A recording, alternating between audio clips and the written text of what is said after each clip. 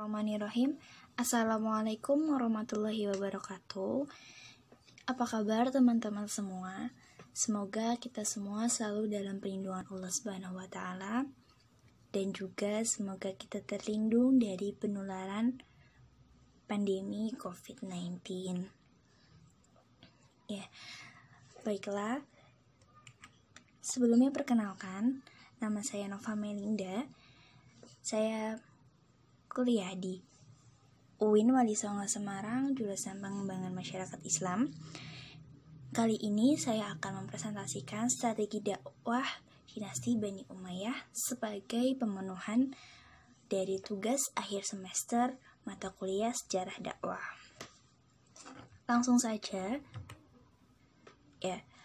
Bani Umayyah atau dinasti Umayyah merupakan dinasti yang didirikan oleh Muawiyah bin Abi Sufyan bin Harb pada tahun 40 Hijriah atau 662 Masehi.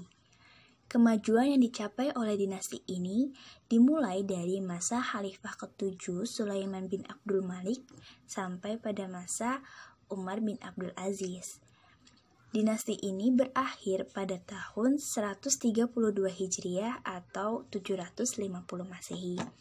Ya, dapat dilihat ini merupakan ilustrasi dari wajah Muawiyah bin Abi Sufyan, yaitu pendiri dari dinasti Bani Umayyah ini.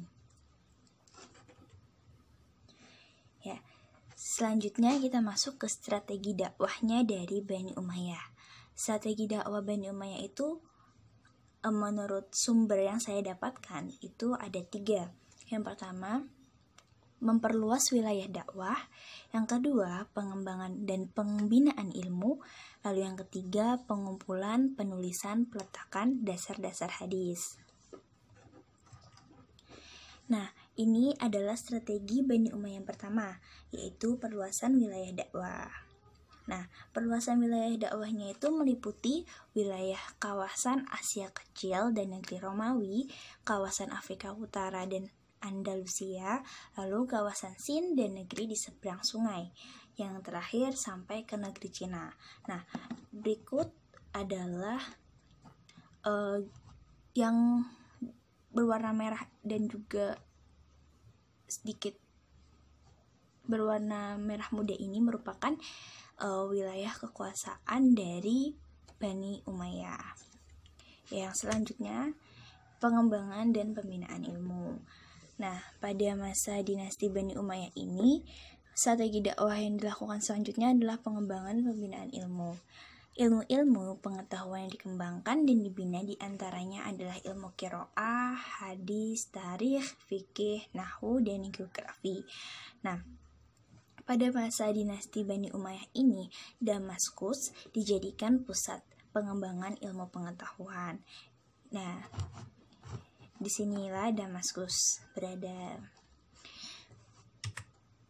Nah, pada pengembangan dan pembinaan ilmu pengetahuan ini dilakukan pula penerjemahan buku-buku berbahasa asing ke bahasa Arab secara besar-besaran. Upaya penerjemahan ini diawali oleh Khalid bin Yazid dan juga pada saat itu bahasa Arab dijadikan bahasa resmi negara. Nah, yang selanjutnya masih mengenai pengembangan dan pembinaan ilmu.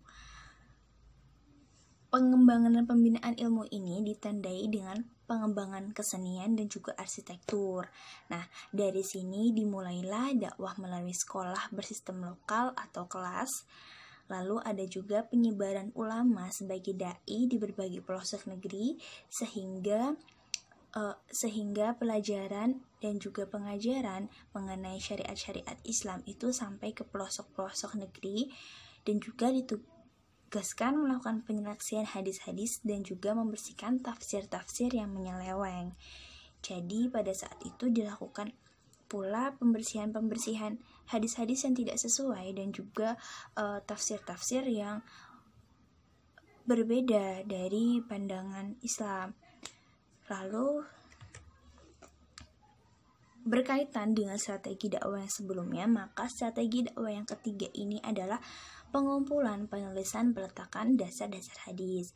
Karena perhatian masyarakat terhadap hadis amat tinggi pada masa Daulah Bani Umayyah, Maka bentuk kepedulian tersebut diwujudkan dalam 3 kegiatan, yaitu pengkajian, pengumpulan, dan juga pembukuan hadis.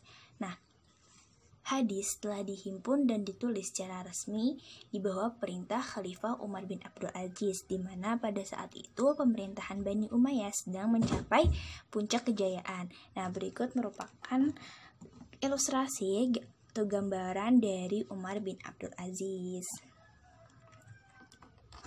Nah, tadi itu 3 strategi dakwah yang dijalankan oleh Bani Umayyah, dan 3 strategi tadi itu dapat dikatakan berhasil karena dapat memperluas wilayah kekuasaan Islam dan juga memperbanyak penganut umat Islam. Ya, sekian yang dapat saya paparkan mengenai strategi dakwah Bani Umayyah. Mungkin masih ada lagi strategi-strategi yang lain yang tidak saya temukan dalam referensi saya.